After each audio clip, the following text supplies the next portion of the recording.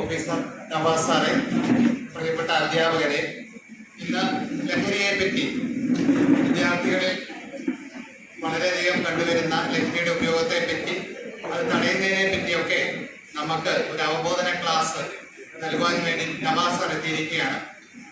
അദ്ദേഹം പുൽകുന്ന ഓഫീസിൽ നിന്നാണ് വന്നിരിക്കുന്നത്. എന്നെ സംബന്ധിച്ചിടത്തോളം വളരെ പരിചയമുള്ള ഒരു അടുപ്പമുള്ള വ്യക്തിയാണ്. ഞങ്ങളുടെ സ്കൂളിലെ NSS-ഉമായിട്ട് ബന്ധപ്പെട്ട് എന്ത് പറഞ്ഞാലും അദ്ദേഹം കൂടിയെത്തുമായിരുന്നു. ആ സ്വാതന്ത്ര്യം ഉപയോഗിച്ചാണ് അദ്ദേഹത്തെ ഞാൻ ക്ഷണിച്ചത്. ഇവിടെ വന്നിരിക്കുന്ന നവാസ് സാറിന് നിങ്ങളുടെ എല്ലാവരുടെയും പേരിൽ സ്വാഗതം ആശംസിച്ചു. ക്ലാസ് എടുക്കാൻ വേണ്ടി നവാസ് സാറിനെ ക്ഷണിച്ചു.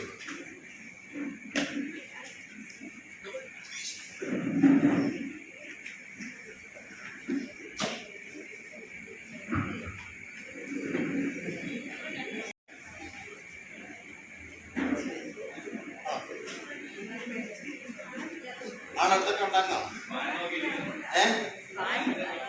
ഫാനിന്റെ സൗകര്യം നല്ല. ഓക്കെ. അപ്പോ സാറിനെ പരിചയപ്പെടുത്തി. എന്റെ പേര് നവാസ്. ഞാനിപ്പോ പുൽകുന്ന ഓഫീസിൽ വർക്ക് ചെയ്യുന്നു. കേൾക്കാമോ എന്നെ? കേൾക്കാം. അപ്പം അദ്ദേഹം പറഞ്ഞതുപോലെ വളരെ വർഷങ്ങളായിട്ട് മഫ്ലി സ്കൂളുമായിട്ട് നമ്മൾ സഹകരിച്ച് പ്രവർത്തിച്ചുകൊണ്ടിരിക്കുന്നതാണ്. എന്താവശ്യമുണ്ടെങ്കിൽ അദ്ദേഹം വിളിക്കും, ഞാൻ ചെല്ലും. അങ്ങനെ ഒരു നല്ല ആത്മബന്ധം ഉണ്ട്. അതുകൊണ്ടാണ് അദ്ദേഹം വിളിച്ചപ്പോൾ തന്നെ ഞാൻ എത്തിക്കൊള്ളാത്തത്. ഒരു കണക്ക് പറഞ്ഞാല്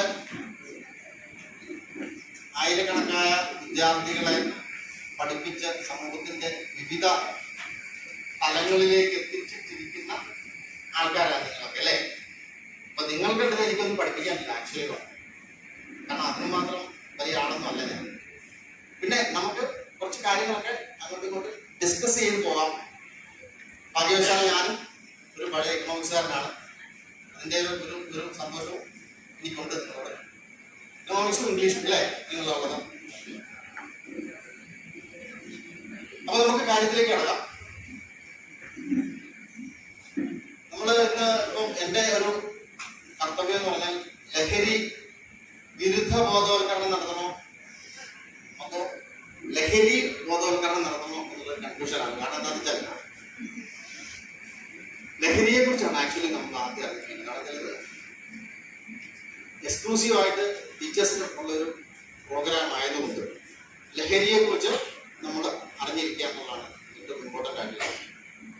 മോന്റെ ഉത്തരവാദിത്വം എന്താണ്? ഇത് ഫുള്ള് പിടിക്കാനാണ്.